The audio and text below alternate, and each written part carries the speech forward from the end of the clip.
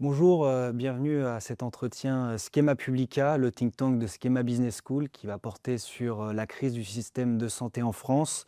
Alors c'est vrai qu'on en entend parler depuis plusieurs années. La France semble s'embourber dans une crise entre les délais d'accès aux soins qui s'allongent, les déserts médicaux qui se généralisent sur le territoire national. Et avec moi, j'ai deux experts pour en parler. Nous sommes conscients que c'est un sujet qui est polémique, qui fait débat, ce sujet sur la réforme du système de santé et plus particulièrement celui du statut des médecins libéraux et du fonctionnement des urgences en France. C'est un sujet sensible. Notre objectif ici est de participer au débat, et non pas de juger ou de porter une quelconque critique au fonctionnement, des urgences ou, au travail des médecins libéraux en France, mais d'apporter, notre pierre à l'édifice et contribuer au débat scientifique sur le sujet. Benjamin Legros, vous êtes professeur d'Operation Management à Schema Business School. Vos recherches portent sur l'optimisation des décisions en temps réel dans les systèmes stochastiques. Donc, pour le commun des mortels, il s'agit de files d'attente, avec application au centre de contact, au transport et à la santé. Vos travaux sont publiés notamment dans Production and Operations Management, Operations Research and Manufacturing Service Operations Management, et maintenant également, en toute neutralité, je dois le dire, un excellent policy paper à Schema Publica sur la crise du système de santé français, comment désengorger les urgences, où vous montrez comment les modèles mathématiques peuvent être utilisés pour optimiser les gestions des files d'attente dans les services d'urgence en tenant compte des facteurs humains et organisationnels. Et vous, Benjamin Montmartin, vous êtes professeur d'économétrie et de sciences des données à Schema Business School et directeur de la chaire Prévention et accès aux soins, qui est en collaboration entre Schema et l'Université de Côte d'Azur. Vos recherches portent sur le comportement économique des professionnels de santé libéraux et sur l'évaluation de l'efficacité des politiques publiques de santé. Vous lancez en 2026 un observatoire unique de l'accès aux soins en France.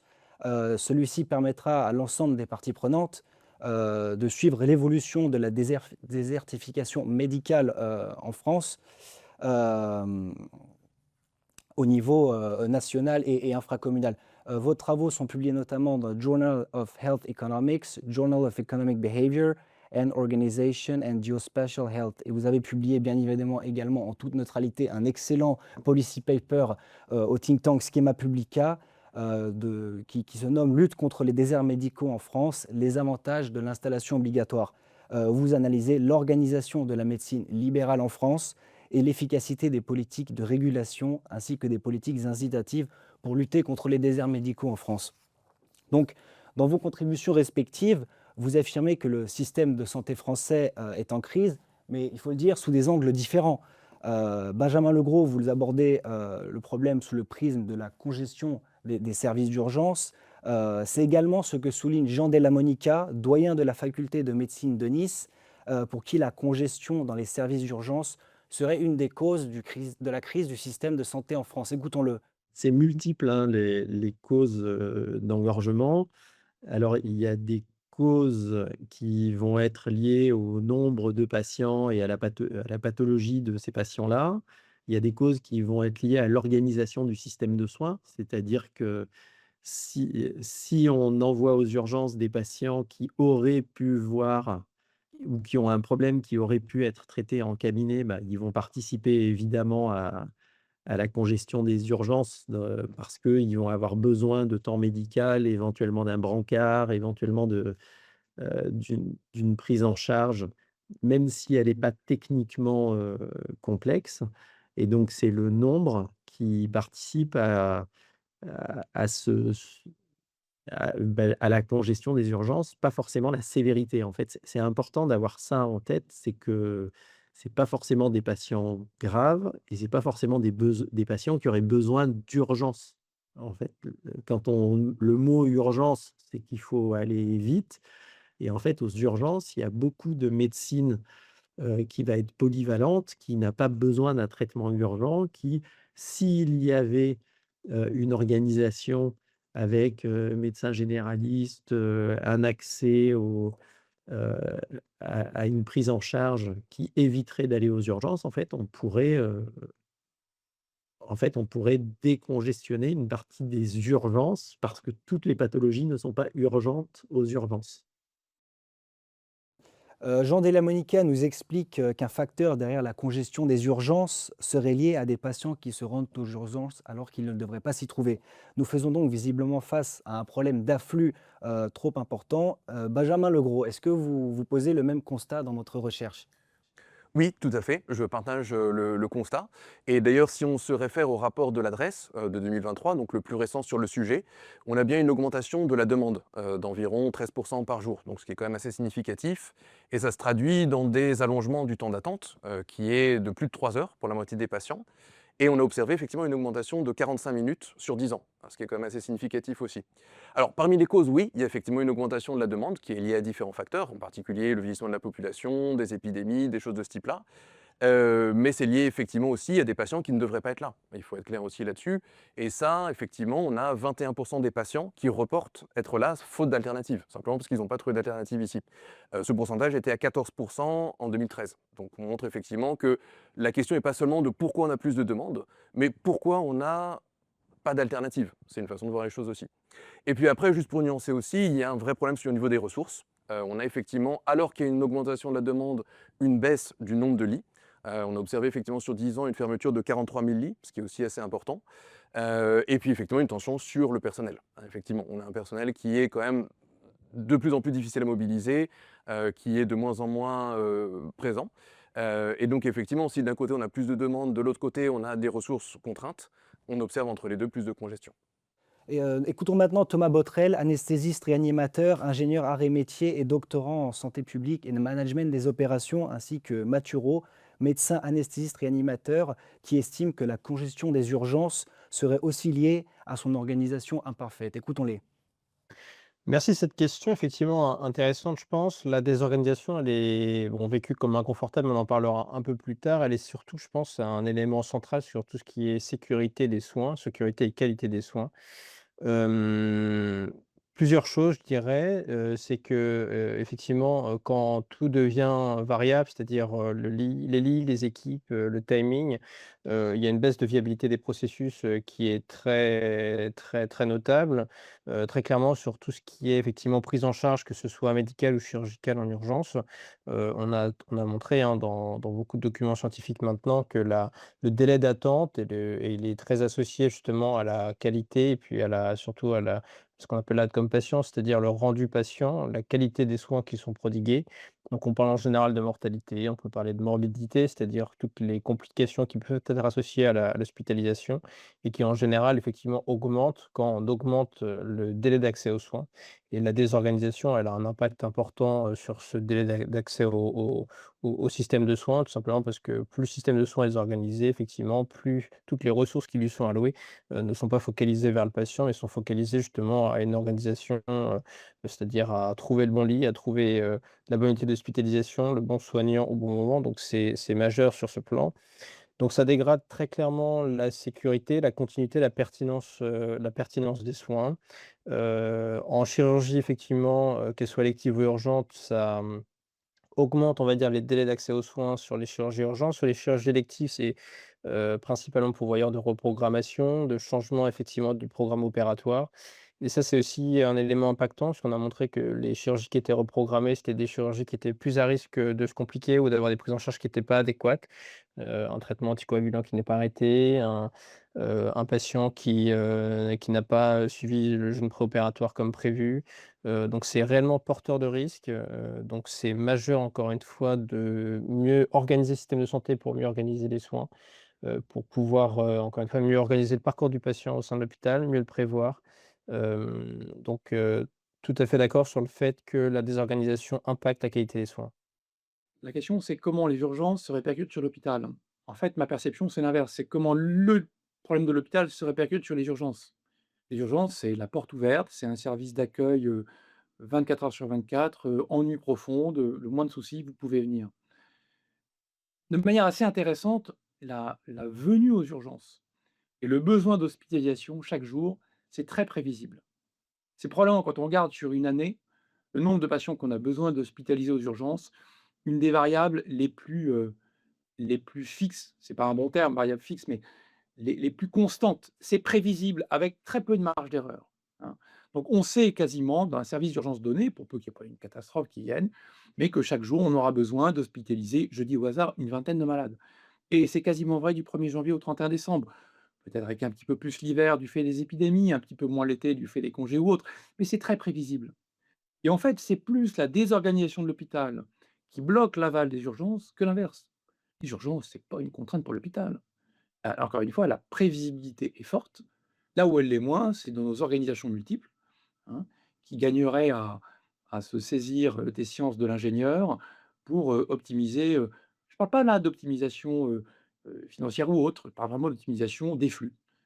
Et donc de mon point de vue, c'est pas l'urgence qui impacte l'hôpital, c'est la désorganisation de l'hôpital qui vient, mettre en péril la mission des urgences.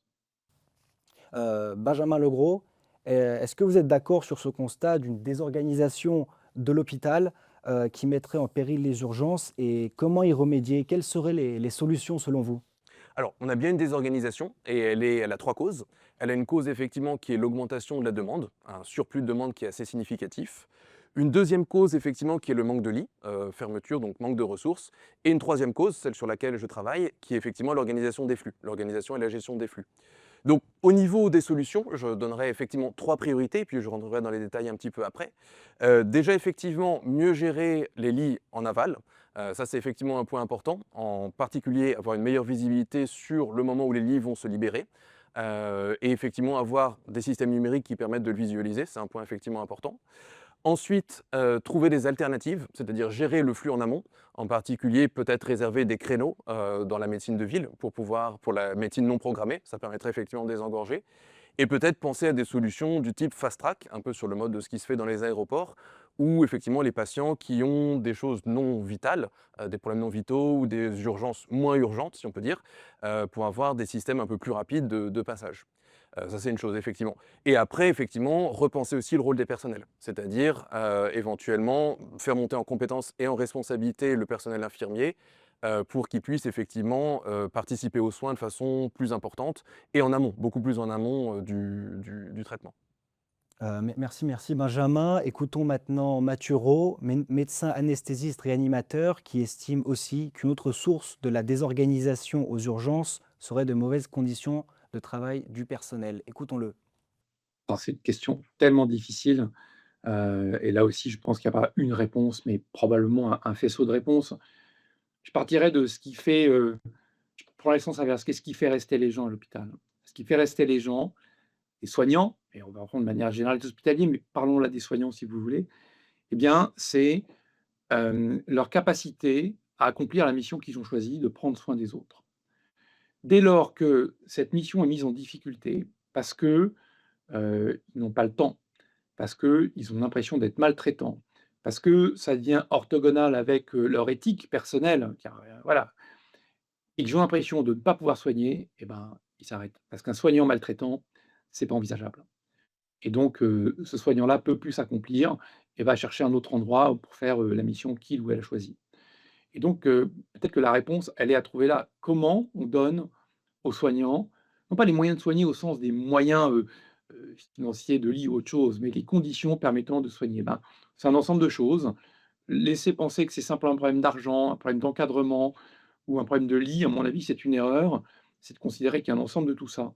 Mais si déjà on intégrait le fait que, eh bien, on prenait soin des besoins de la population, dans notre dimensionnement du capacitaire de lit qu'on a évoqué précédemment, et qu'on intégrait le fait que besoins ne sont pas les mêmes d'un patient à l'autre et qu'on a des patients qui vont rester une courte durée avec peu de besoins, soignant d'autres qui vont rester plus longtemps avec des soins plus élevés, on serait capable d'ajuster, idéalement, bah, le nombre de soignants à la typologie, à la gravité des patients. Si on veut les garder, il faut leur permettre de soigner correctement. Du coup, Benjamin Legros, voyez-vous d'autres voies possibles pour lutter contre cette congestion des urgences en France? Je voudrais répondre à un niveau opérationnel, c'est-à-dire sans changer les paramètres du système, à savoir en gardant la demande constante, en gardant le budget constant, c'est-à-dire les ressources telles qu'elles sont, c'est-à-dire sans chercher à changer les causes profondes qui sont les causes profondes de la congestion. Mais déjà au niveau opérationnel, on peut améliorer beaucoup de choses. Alors, comme disait Mathieu Roux, effectivement, il y a un vrai problème au niveau des personnels. Donc, il pourrait se poser la question, effectivement, de comment les faire monter en compétences. Ça, c'est ce qui se fait déjà depuis la loi de juin 2025, où effectivement, on a autorisé le diagnostic infirmier, on a autorisé aussi la possibilité de prescrire certains médicaments pour les infirmiers. Donc déjà, ça permet effectivement de désengorger un peu les urgences.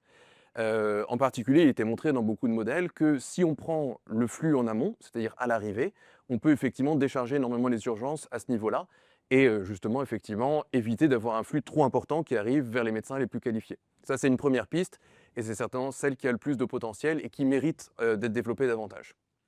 Alors, une deuxième idée, c'est effectivement d'aller plus vers du numérique. Donc, un gros problème des urgences, c'est qu'elles fonctionnent plus en réaction qu'en anticipation.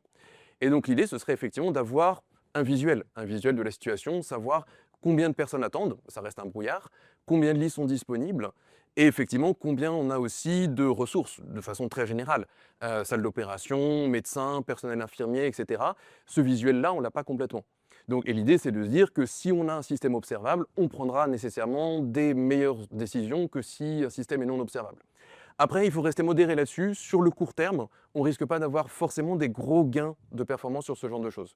Par contre, avoir une plateforme numérique, ça permet d'enregistrer des données et puis de construire des outils pour le futur. C'est-à-dire, par exemple, un jumeau numérique, être capable de reproduire le système sur du long terme, en particulier se dire, OK, on refait des systèmes stochastiques, des modèles qui permettent d'anticiper les choses, de voir comment le système fonctionne et de créer des benchmarks, de se dire, OK, avec les contraintes qu'on a, avec le budget qu'on a, on peut s'attendre à une attente de X minutes. Ça peut être intéressant de le savoir.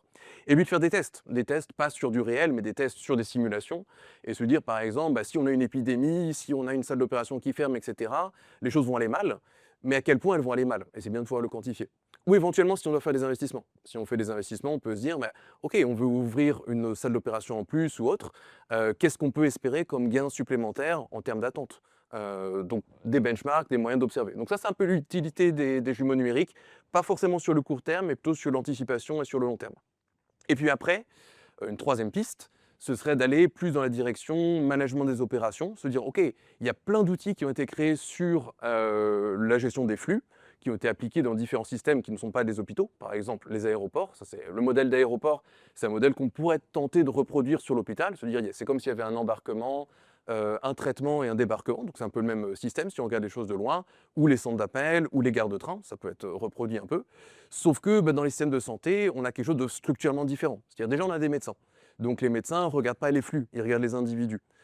Les individus, on les regarde par rapport à leur gravité médicale et pas par rapport au système de congestion du système hospitalier. Donc l'idée effectivement de la recherche là-dedans, c'est d'essayer de réfléchir à des scorings ou à des priorisations qui intègrent deux dimensions. Une dimension médicale, purement médicale, qui est celle des médecins, qui est de regarder les individus comme des individus, et la décision logisticienne, entre guillemets, qui est prise par des gens comme moi du management des opérations, qui est plus de regarder le flux. Mais évidemment, regarder le flux pour un aéroport, ça fait sens. Pour un hôpital, un peu moins, parce que quand on regarde le flux pour un aéroport, si ça se passe mal pour un individu, c'est pas très grave, parce qu'il rate un avion. Dans un hôpital, c'est la vie et la mort qui est en jeu. Donc effectivement, il faut prendre en compte aussi le diagnostic du médecin. C'est une chose importante. Donc ça, c'est une troisième piste. Une quatrième, c'est effectivement de repenser complètement le flux, de se dire effectivement, plutôt que de faire le processus arrivée, attente, service, départ, se dire mais peut-être qu'on peut repenser un petit peu cette organisation-là. Et en particulier, pourquoi pas développer davantage l'hospitalisation à la maison, pourquoi pas penser à des systèmes de retour à la maison et de rappel. C'est quelque chose qui a été fait dans d'autres systèmes. Évidemment, c'est intéressant, ça a un potentiel énorme, ça a été étudié dans la recherche. Par contre, mise en pratique, ça nécessite de comprendre le système. On n'en est pas du tout là. On est dans un système qui est quand même complètement encore dans le flou, qui est complètement engorgé. Donc être capable de dire à un patient X heures plus tard ou X jours plus tard, on sait qu'on va être désengorgé, aujourd'hui c'est complètement impossible. Donc évidemment, ce genre de choses, ce sera possible qu'une fois que tous les outils de suivi seront mis en place, et en particulier les outils de suivi. Voilà. Et puis bon, quelques autres éléments aussi qui peuvent être utiles, en particulier, c'est une meilleure compréhension de tout ce qui est en aval, j'en ai parlé juste avant, donc en particulier tous les lits, être capable de faire libérer les lits un peu plus tôt, ça, en début de journée en particulier, c'est des choses toutes simples, mais ça permet effectivement de libérer les ressources un peu plus tôt. Et puis deux autres choses, ce serait effectivement de changer le rôle des infirmiers, en particulier, et des médecins, c'est-à-dire de faire effectivement du routage dès le départ, ça c'est une première chose. Et puis, comme j'avais mentionné précédemment, des circuits fast-track. fast track, c'est-à-dire faire du très rapide aussi sur des soins qui sont un peu moins urgents.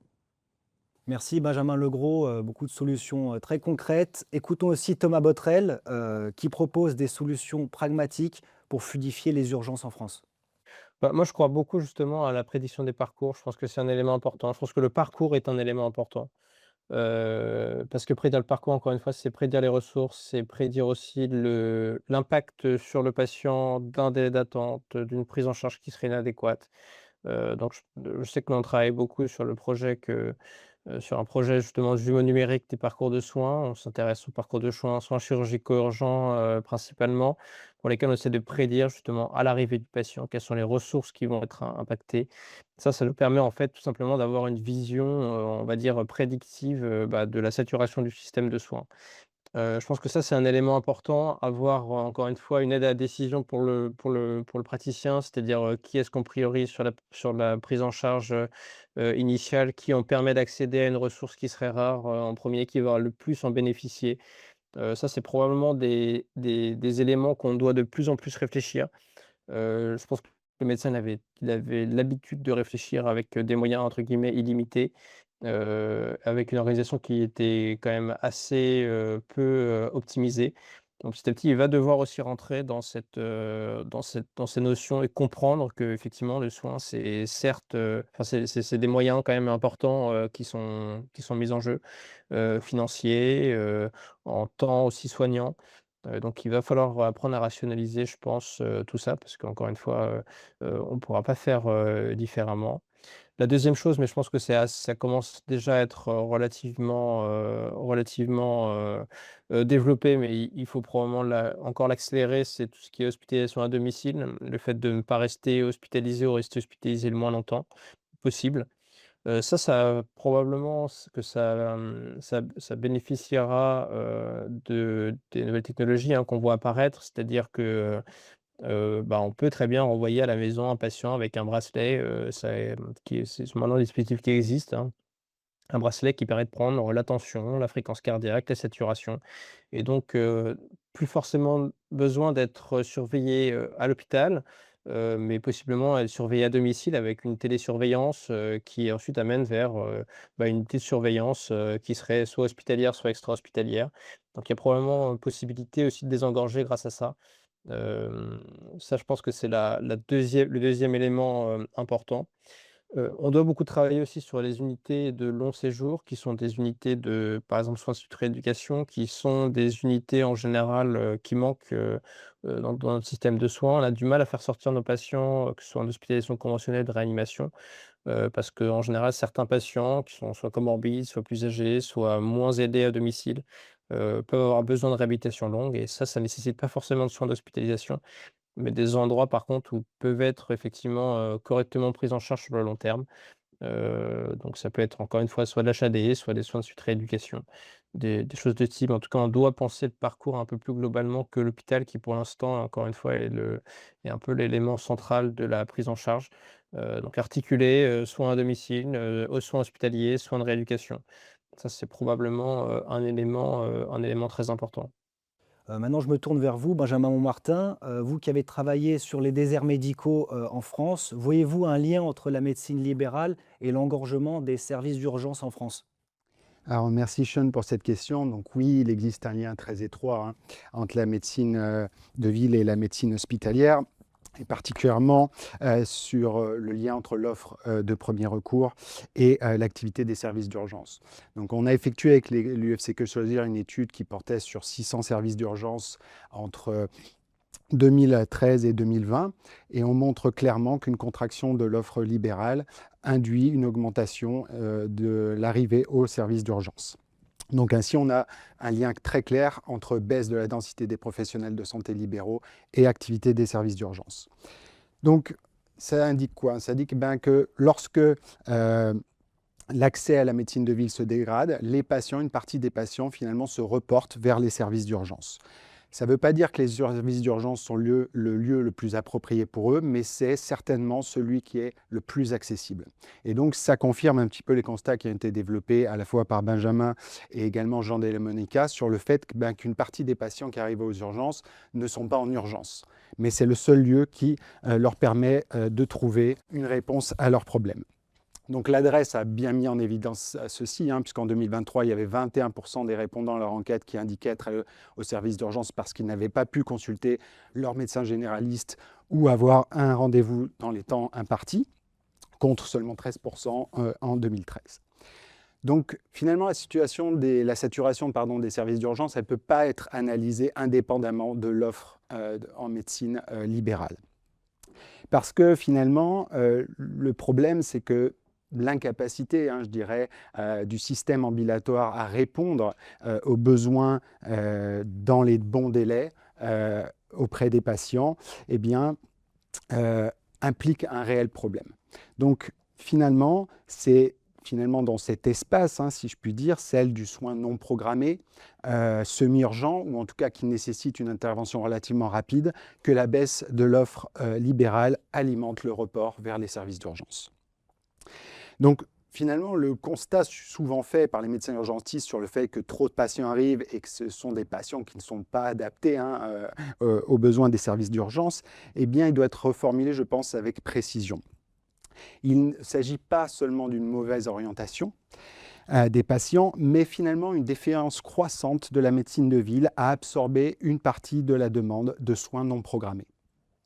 Les urgences hospitalières jouent alors un rôle d'amortisseur du dysfonctionnement de la médecine ambulatoire.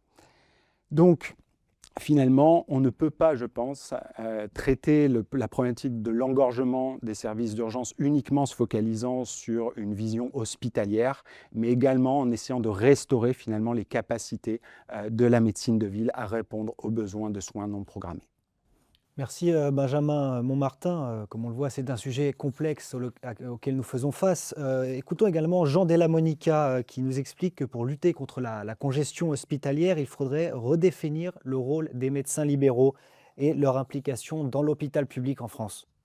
Les médecins libéraux, en fait, jusqu'à je ne sais plus quelle année, avaient une obligation de participer à des tours de garde.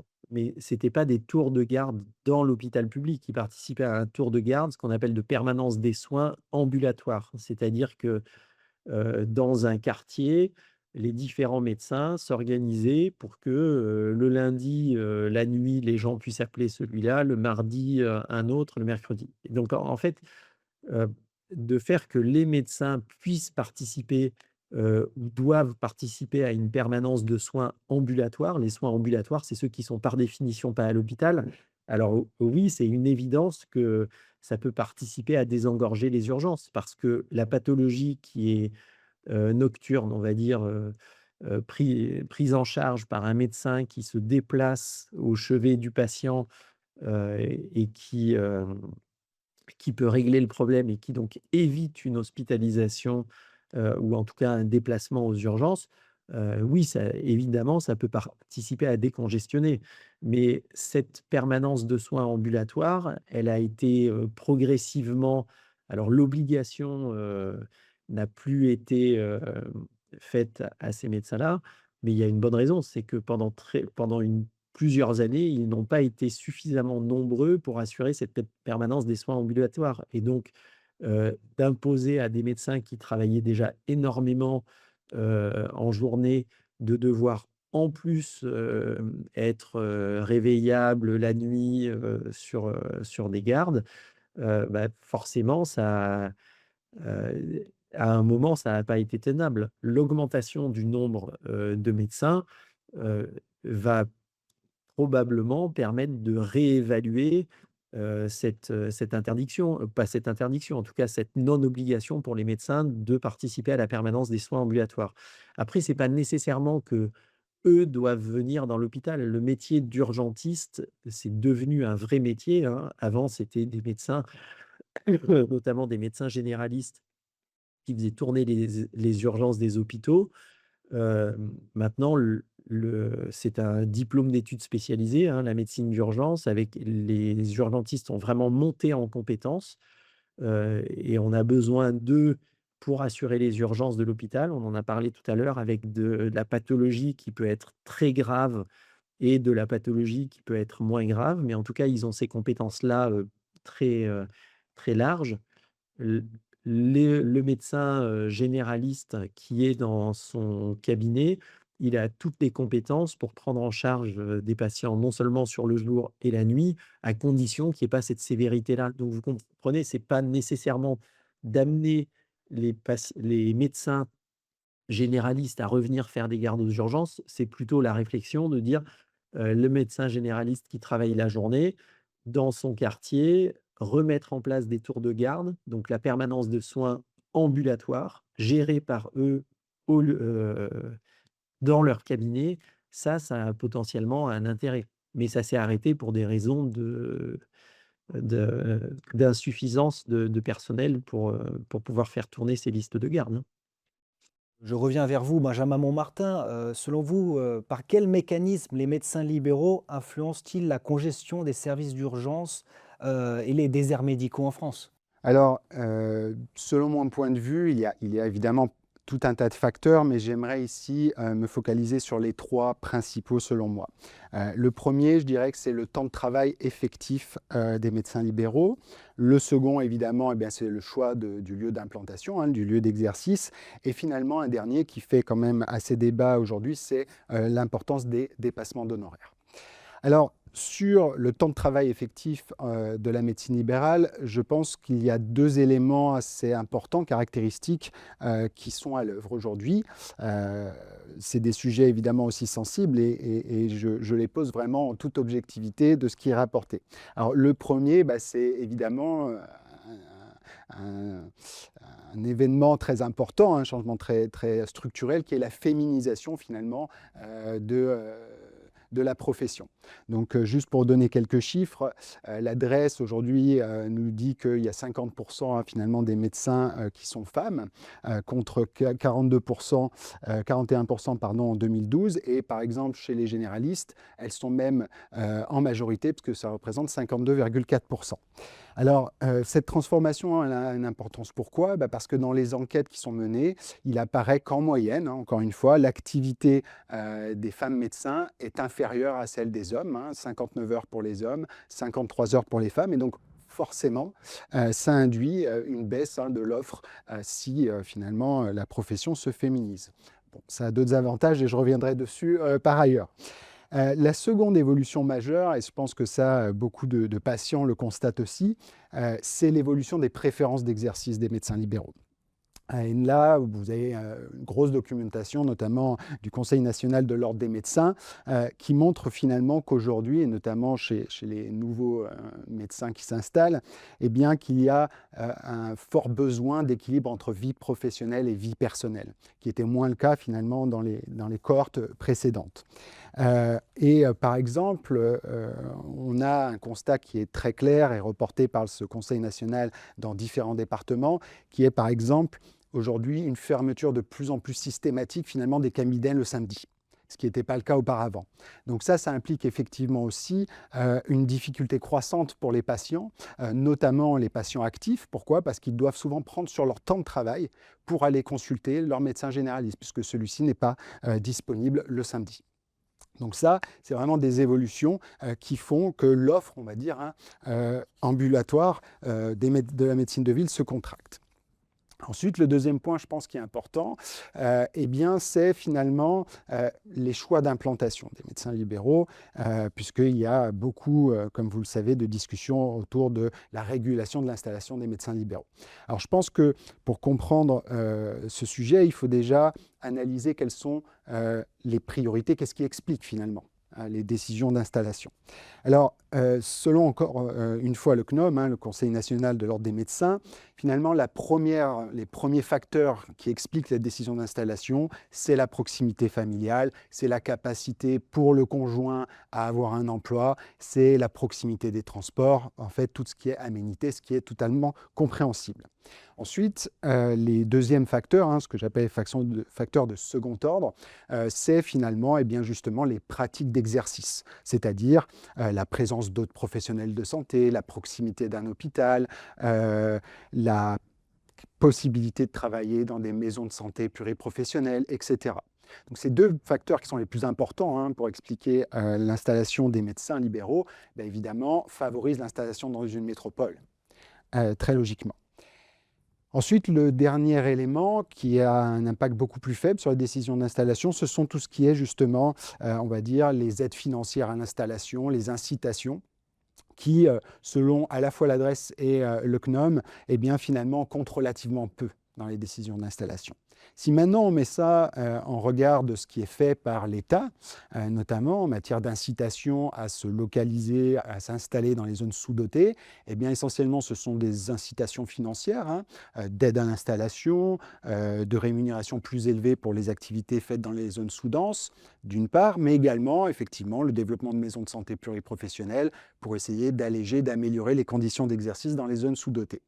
Mais si on réfléchit 2 secondes, finalement, ces mesures, si elles sont partiellement efficaces, c'est aussi parce qu'elles targetent finalement les conditions de second et de troisième ordre de choix d'installation, et non les conditions de premier ordre qui sont finalement la proximité familiale, la capacité pour le conjoint à trouver un emploi et finalement de disposer d'aménités là où on travaille. Donc ça, c'est pour les raisons de l'installation qui expliquent pourquoi on a une concentration relativement forte géographiquement des médecins libéraux en France. Ensuite, le dernier point qui, je pense, joue également sur le report en partie des services d'urgence, mais plus globalement sur l'accès aux soins, c'est évidemment la question des dépassements d'honoraires. Pourquoi ? Parce qu'il y a une étude de DABEC en 2022 qui est très très importante, qui porte de mémoire sur un échantillon de plus de 165 000 patients, et qui montre que finalement, la première raison de renonciation aux soins, c'est le coût des soins. Bien avant, finalement, le temps d'attente pour avoir un rendez-vous. Et donc, dans ce contexte, les dépassements d'honoraires en France sont une vraie problématique. Au jour d'aujourd'hui, en tout cas en 2024, ils totalisent 4,5 milliards d'euros, dont 4,3 milliards juste pour les médecins spécialistes. Et depuis 2019, ces dépassements d'honoraires ont augmenté en moyenne par année de 5%, donc largement au-dessus de l'inflation.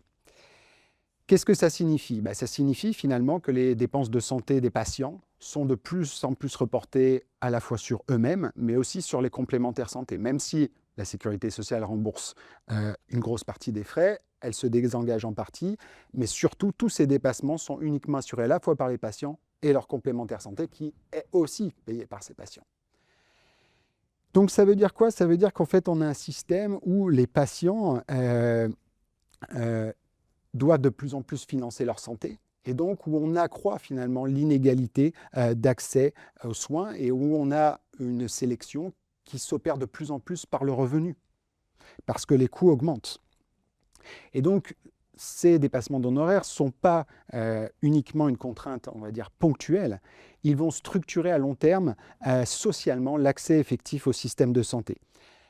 Pour les ménages les plus modestes, qu'est-ce que ça veut dire ? C'est-à-dire qu'il y a plusieurs options. Soit je renonce aux soins, soit je décale les soins, soit éventuellement je vais aller chercher une solution qui est moins onéreuse. Et c'est là où l'hôpital va jouer, les services d'urgence vont jouer un rôle évidemment. C'est-à-dire que si je ne peux pas payer une consultation relativement urgente auprès d'un ophtalmologiste ou d'un gynécologiste, je vais aller la trouver à l'hôpital parce que je n'aurai pas de dépassement d'honoraires à payer. Donc finalement, l'hôpital apparaît ici encore une fois comme une solution naturelle pour se soigner lorsque on a, on va dire, des revenus plus limités. Merci beaucoup Benjamin Montmartin, et comme vous l'illustrez, plusieurs facteurs expliquent la problématique des déserts médicaux en France. Nous allons maintenant écouter Pierre-Alexis Gossy, gynécologue obstétricien, qui lui estime que pour réduire les déserts médicaux, il faudrait sortir d'une logique binaire. Ce serait celle de l'incitation ou la contrainte. La véritable question serait, selon Pierre-Alexis Gossy, de définir les déserts médicaux en se penchant sur les critères. Au lieu de mesurer le nombre de médecins dans une région, une autre approche serait celle d'estimer et de compartimenter en fonction de l'activité des médecins. Écoutons-le. Bonjour et effectivement, merci de me permettre d'aborder ce sujet un peu sensible. Il y a un constat qui est effectivement certain, c'est que, en tout cas les politiques publiques qui ont été, mises en place ces dernières années n'ont pas permis de résoudre, un problème majeur qui est celui des déserts médicaux. Heu, la question qui est souvent abordée, c'est, de savoir s'il faut réguler ou pas l'installation, des médecins libéraux et sous un axe un peu binaire qui est soit on les contraint, par, des critères de nombre en fonction des régions ou bien au contraire on les laisse complètement libres avec, parfois des mesures, on va dire un peu incitatives qui, ne portent pas toujours leurs fruits comme on a pu le remarquer lors de ces dernières années. Je pense que la véritable question qu'il faut se poser, c'est, déjà les critères qui sont utilisés pour définir celui de désert médical avant d'envisager une régulation selon justement, ces critères-là. Nous avons eu une transformation de la médecine ces dernières années lors des dernières décennies bien sûr, qui fait que, à partir de cette transformation, nous ne pouvons plus poser le même diagnostic, pour le désert médical et en particulier, le fait de simplement compter le nombre de professionnels de santé dans un territoire donné ne suffit plus à répondre à la problématique de soins, puisque au sein d'une même spécialité, il va y avoir, pour mon exemple, des gynécologues qui vont uniquement faire de la chirurgie, d'autres qui vont uniquement faire de l'obstétrique et bien évidemment, pour une même profession, on ne va pas avoir le même service rendu à la population en fonction de l'activité qu'il va faire. Et ce qu'il faut, plutôt mesurer, ce n'est plus le nombre de médecins dans une région donnée, mais plutôt l'activité, qu'ils peuvent offrir dans une région donnée et en sachant que, certaines spécialités se croisent et donc on va avoir, des médecins généralistes qui vont pouvoir assurer certains actes de gynécologie, quand au contraire d'autres seront réservés aux gynécologues et donc il est important de vérifier plutôt l'activité de chacun de ces médecins pour pouvoir poser le bon diagnostic et ensuite envisager, d'éventuelles régulations. Heu, Imposer une régulation uniquement sur la base de la spécialité, va mener à la création de déserts dans certaines filières de santé avec, pour prendre un exemple un peu évident, si l'on interdit à un gynécologue qui réalise des accouchements de s'installer dans une région au prétexte qu'il y a déjà trop de gynécologues, mais que ceux-ci, ne réalisent que, de la chirurgie ou de la PMA, on voit bien qu'on n'a pas résolu un problème de désert médical sur un axe de soins qui est, les accouchements et au prétexte que l'on avait le mauvais indicateur initialement. Donc de mon point de vue, le fait de vouloir réguler l'installation des médecins libéraux, uniquement sur les critères qui sont discutés jusqu'à présent ne sont pas corrects et ce qu'il faut d'abord, c'est s'attarder à poser le bon diagnostic et avoir une sorte d'observatoire des, professionnels de santé qui permettrait d'avoir non plus uniquement une séparation du nombre de professionnels de santé par région, mais plutôt du type d'activité offert par les médecins, toutes spécialités confondues et même disciplinaires, puisqu'il n'y a pas que les médecins qui offrent, des solutions de soins et voir justement ce qu'il manque par filière de santé pour envisager ensuite, cette régulation. Et puis, pour ce qui en est de la liberté d'entreprendre des médecins libéraux, on comprend bien qu'il y a effectivement quelque chose à prendre en compte. C'est que d'une part, il y a, la libre concurrence qui peut être vue, dans le système libéral, mais les médecins libéraux ont une particularité, c'est-à-dire qu'ils signent dans la majorité d'entre eux une convention avec le système assurantiel qui fait que, on va avoir des prix qui sont malgré tout régulés, y compris lorsqu'il y a des dépassements d'honoraires, puisqu'ils sont quand même un minimum basés sur, le tarif de remboursement de la sécurité sociale qui est, une estimation de ce que la sécurité sociale est capable de rembourser aux patients et donc en contrepartie de cela, ils vont avoir l'assurance d'avoir un minimum d'activité. Donc cette liberté d'entreprendre finalement, elle est un peu à double tranchant. On ne peut pas être comparé complètement à des commerçants, qui n'auraient, finalement aucune assurance de financement d'un côté. Mais effectivement, eh bien, il y a quand même les contraintes du système libéral et ces contraintes, elles font qu'on ne peut pas imposer strictement tout, surtout n'importe comment aux professionnels de santé libéraux, d'autant plus si jamais finalement ça ne répond pas à la problématique initiale. Il ne faut pas perdre de vue que l'objectif premier, c'est comment résoudre le problème des déserts médicaux, mais surtout des problèmes d'accessibilité de soins et donc il faut faire compartimenter en fonction des types de soins et non plus le voir presque comme une vision politique de: «Est-il normal que le médecin puisse s'installer là où il le souhaite?» Benjamin Martin, quelle est votre vision de la question, sur la question de la nécessité d'une régulation de l'installation des médecins libéraux? Merci Sean. Donc, merci pour cette question qui est un sujet très sensible en France, sur lequel on a des positions qui sont souvent très polarisées. Je vais essayer vraiment de m'en tenir à des constats purement objectifs, simplement pour ouvrir le débat sur cette question.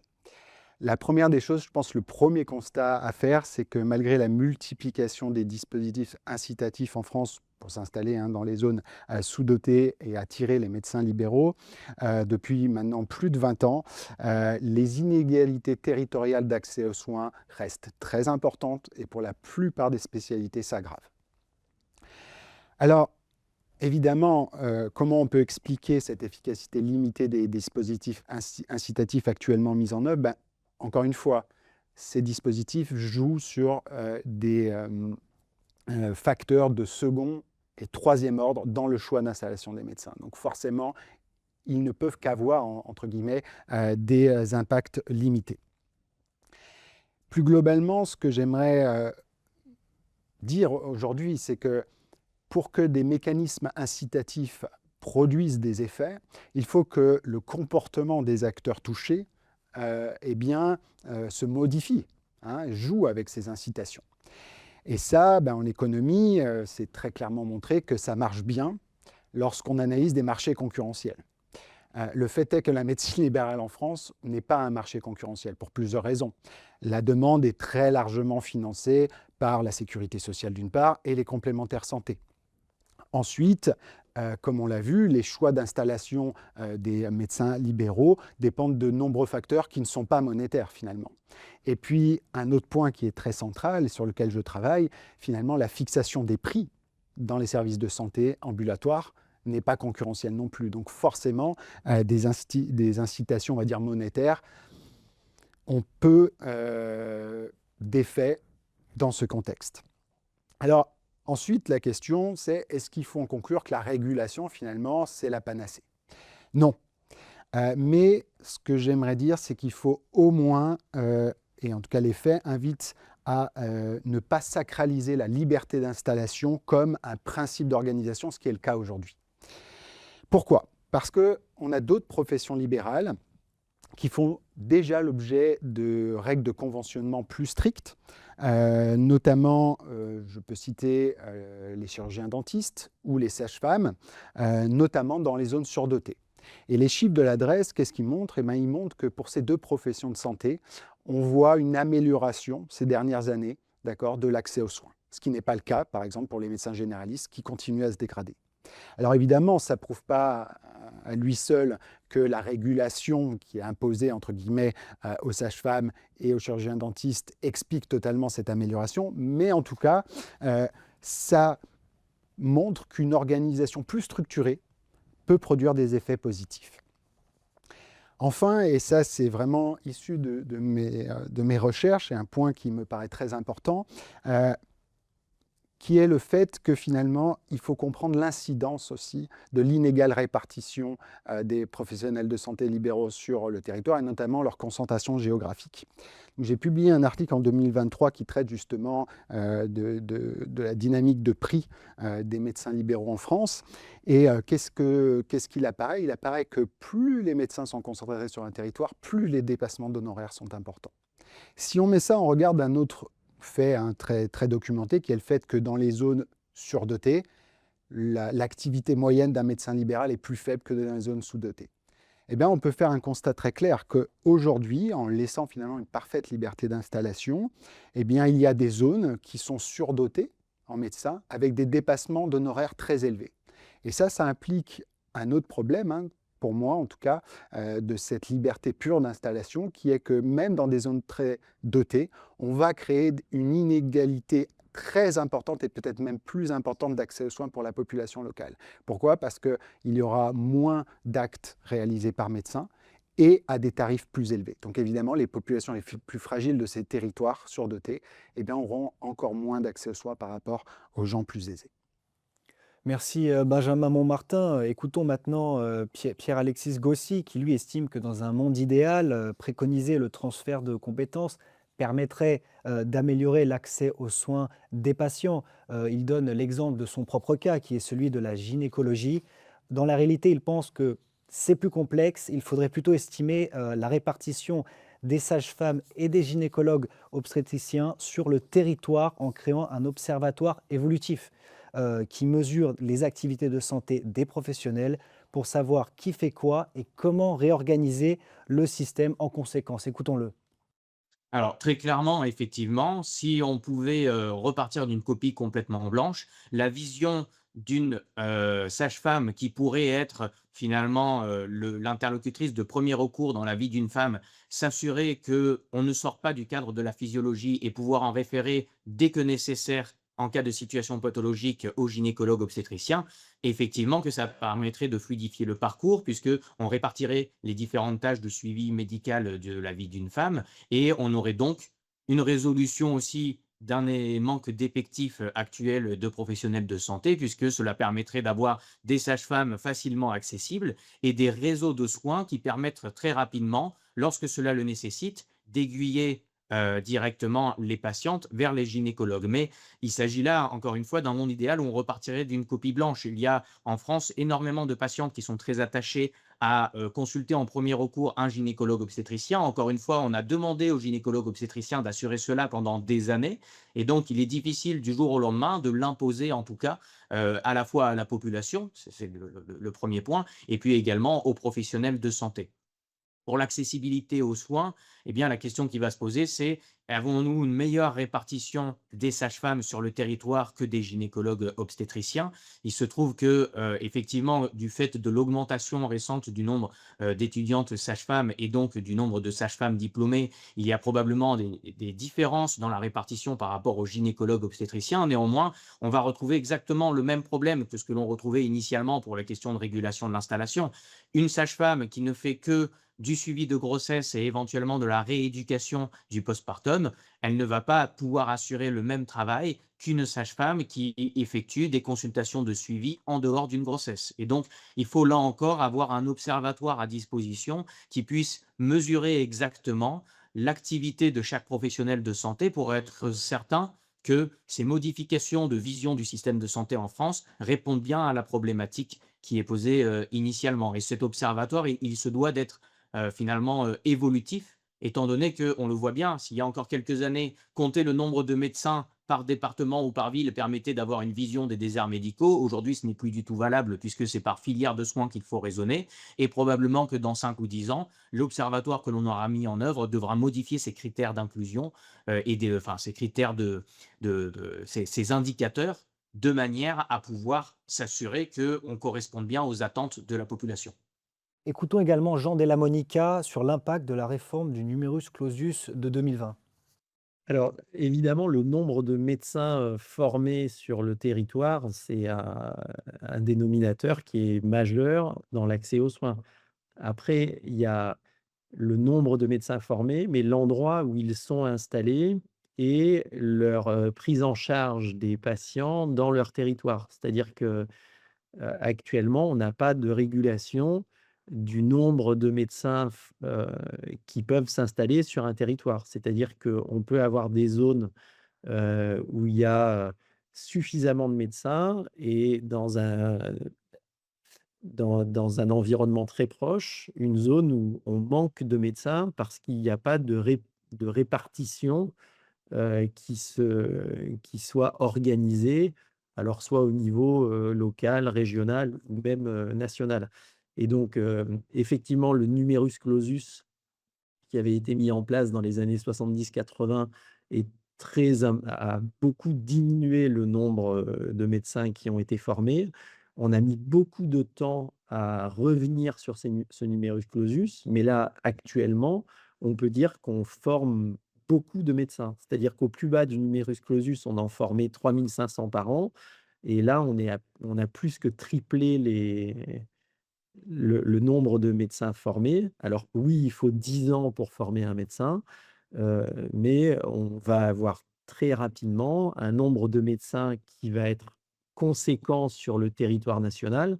Encore faut-il qu'ils soient répartis dans des zones où on a besoin d'eux. C'est-à-dire que si on les laisse se concentrer au même endroit, la concentration, elle est en partie explicable, hein. C'est-à-dire que mettre des médecins loin d'un plateau technique, c'est-à-dire loin de la radiologie, loin des blocs opératoires pour certaines spécialités, bah, probablement c'est moins bien organisé pour les patients.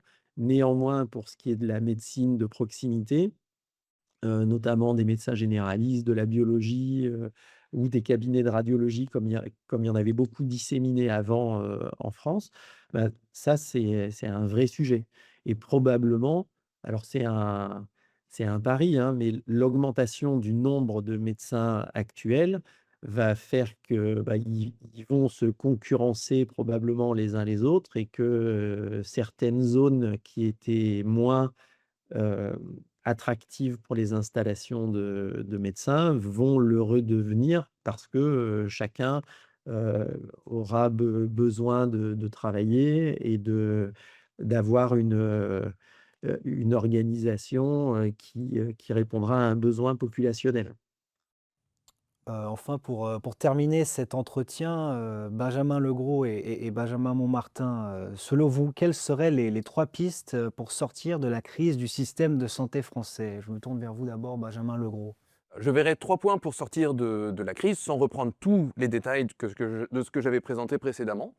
Déjà, effectivement, le transfert de compétences entre médecins et patients, le numérique et l'intelligence artificielle, et puis la stabilisation des équipes, qui est un point important. Alors, je vais commencer effectivement peut-être par le numérique et l'intelligence artificielle. Donc déjà, le numérique, c'est effectivement mieux comprendre le système tel qu'il est, arriver effectivement à le contrôler, à le comprendre en dynamique, c'est-à-dire effectivement avoir un visuel du nombre de lits disponibles, du nombre de ressources disponibles. C'est quelque chose qui peut aider effectivement à la prise de décision et à anticiper, parce que pour l'instant, l'hôpital fonctionne beaucoup en réaction plus qu'en anticipation. Ensuite, bah, il y a tout un axe important qui va se développer dans les prochaines années, c'est l'intelligence artificielle, qui offre des espoirs immenses. Autant au niveau de la qualité des diagnostics, où là, effectivement, clairement, cet ajout d'informations, cette capacité supplémentaire à analyser des données va permettre d'améliorer la prise de décision, le diagnostic, mais aussi en termes opérationnels. C'est-à-dire qu'on peut imaginer que l'intelligence artificielle va aussi aider pour l'administratif, pour réduire la durée des tâches éventuellement, et donc derrière ça, à réduire le temps d'attente. On peut l'espérer. Même si, nuance peut-être à apporter, dans certains domaines comme en radiologie, il peut y avoir pour l'humain assisté par de l'intelligence artificielle une sorte de débat qui peut rentrer entre l'humain et la machine, qui peut éventuellement faire prendre plus de temps à certaines tâches. Donc ça améliore le diagnostic, mais ça peut dans certains cas éventuellement ralentir. Donc ça c'est un point, une petite nuance à ajouter. Deuxième point, le transfert de compétences. Donc là, effectivement, je l'avais mentionné, et c'est vraiment une tendance qui est une tendance lourde, parce qu'elle a été légiférée par la loi en 2025, qui est de donner plus de compétences aux infirmiers, plus de responsabilités. C'est quelque chose qui a été vu aussi au moment du Covid, où on a employé effectivement les pharmaciens, les kinésithérapeutes aussi pour participer aux vaccinations. Mais c'est quelque chose effectivement qui peut être pensé de façon plus générale, de faire remonter les compétences du personnel. Et puis une dernière chose qui est vraiment fondamentale, c'est repenser complètement la valorisation salariale et la valorisation du travail des infirmiers. Parce qu'effectivement, ils sont actuellement payés de façon insuffisante par rapport effectivement aux responsabilités qu'ils ont, et ils ont des conditions de travail extrêmement difficiles. En particulier, là où les choses se relient avec l'opérationnel, c'est qu'ils ont des emplois du temps qui sont souvent très aléatoires. Emploi du temps aléatoire veut dire aucune prévisibilité sur l'heure pour rentrer chez soi, qui veut dire effectivement des dépassements et des heures supplémentaires qui coûtent cher aussi à l'hôpital. Donc ce fonctionnement en mode réaction pose aussi problème à ce niveau-là, côté ressources humaines, côté budget et côté stabilité des équipes. Donc effectivement, ça c'est des choses qui nécessitent d'être améliorées pour pouvoir à long terme assurer une ressource supplémentaire pour l'hôpital. Merci Benjamin Legros, 3 recommandations très, très pertinentes et concrètes. Je me tourne maintenant vers vous, Benjamin Montmartin. Quelles seraient selon vous les 3 pistes pour justement sortir de la crise du système de santé français? Moi, je vais m'orienter sur plutôt l'accès aux soins, évidemment, qui est ma spécialité. Je pense que la piste la plus intéressante de mon point de vue, parce que c'est une piste qui agit finalement en profondeur plutôt qu'à la marge, ce serait d'intervenir beaucoup plus tôt dans le parcours de formation en favorisant l'accès aux études de santé aux jeunes issus de territoires ruraux. On cite souvent l'exemple australien, parce que l'Australie a mis en place une stratégie claire qui est de recruter davantage d'étudiants qui viennent d'origine rurale et de les inciter à faire des stages de très longue durée dans ces zones. Pourquoi? Parce qu'il a été démontré que la probabilité ensuite de s'installer dans des zones sous-dotées, des zones rurales, est beaucoup plus forte lorsqu'on vient finalement de ces zones et qu'on a effectué ces stages dans ces zones-là. D'ailleurs, l'Australie, finalement, a mis en place cette logique. C'est vraiment intégré dans sa politique nationale parce qu'il y a des objectifs, donc des quotas de recrutement d'étudiants issus de zones rurales par les facultés de médecine. Alors, ça ne dispense pas ensuite d'améliorer les conditions d'exercice, les pratiques communes entre les différents professionnels de santé, mais finalement, cette approche, selon moi, a une vraie valeur ajoutée. Pourquoi? Parce qu'au lieu d'essayer de déplacer finalement ex post des professionnels de santé libéraux qui sont déjà installés vers des zones rurales, ici, on joue vraiment totalement en amont en essayant de targeter finalement des jeunes qui auront des liens sociaux, des attaches familiales dans ces zones rurales. Ça, c'est vraiment pour moi certainement l'exemple le plus prometteur à mettre en place. Ensuite, une autre piste qu'a évoqué aussi Benjamin, qu'a évoqué Pierre-Alexis, c'est évidemment la question du transfert de compétences. Même si, comme Pierre-Alexis l'a mentionné, ça dépend un petit peu de l'inertie du système et des pratiques. L'enjeu, ce n'est pas de substituer finalement certaines professions aux médecins, mais bien d'organiser plus efficacement la prise en charge en confiant finalement certains actes qui sont standardisés, certains suivis à des professionnels formés dans un cadre sécurisé et coordonné. La littérature montre assez clairement que ces mesures permettent d'améliorer l'accès aux soins. Donc en France, on a déjà finalement cette logique qui commence à être mise en place à travers des protocoles de coopération entre professionnels de santé, la pratique avancée des infirmières, ou finalement l'élargissement des compétences aux pharmaciens ou aux sages-femmes qui, pour l'instant en tout cas, démontre une efficacité certaine.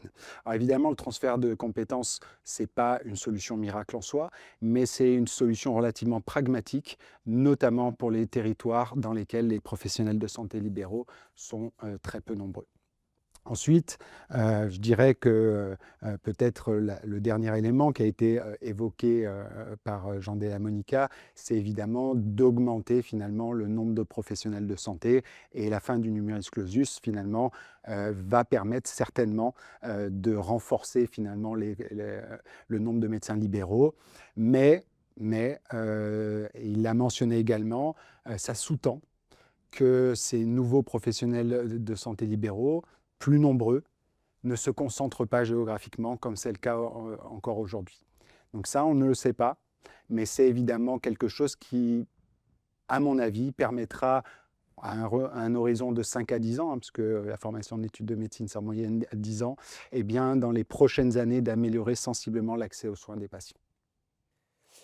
Merci Benjamin Legros, merci Benjamin Montmartin pour vos réponses et vos recommandations et vos éclairages pour résoudre cette problématique de la crise du système de santé en France.